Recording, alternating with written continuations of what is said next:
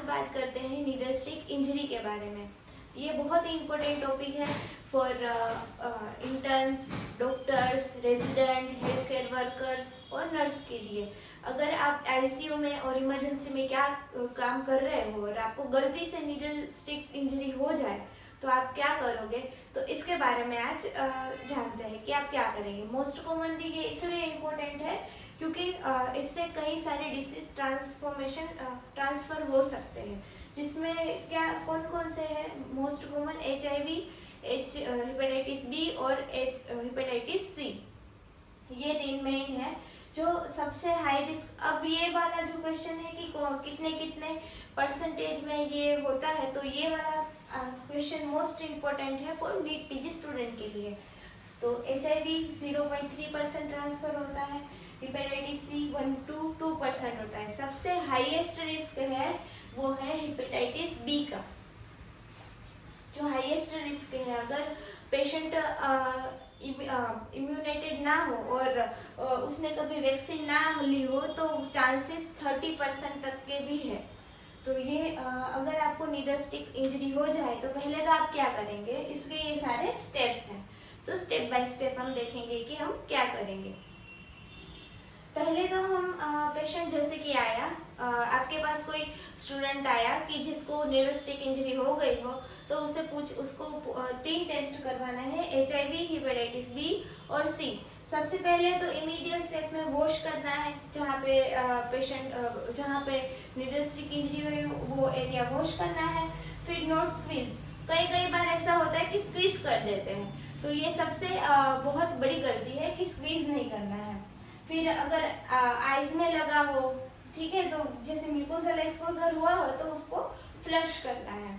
फिर उसको पता लगाना है कि जिससे नीडल स्टिक इंजरी हुई है वो पेशेंट को HIV है कि नहीं, ये सब HIV, हेपेटाइटिस बी और सी ये है कि नहीं वो पता लगाना है। फिर क्या करना है, रिपोर्ट्स करवाने हैं आपको, ये तो मैंडेटरी है।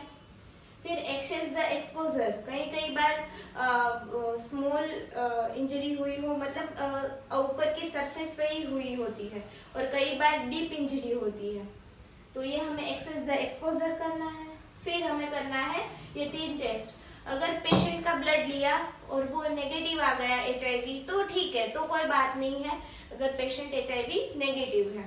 पर अगर पेशेंट HIV पॉजिटिव है या फिर ऐसा पेशेंट है कि जो high risk category of HIV में आता है वो, और या फिर पेशेंट वो जो लगने वाली नीडल स्टिक इंजरी है उससे डीप टिश्यू इंजर हुए हैं, तो हमें HIV पोस्ट एक्सपोजर प्रोफाइलेक्सिस लेनी है, जिसको HPE कहते हैं।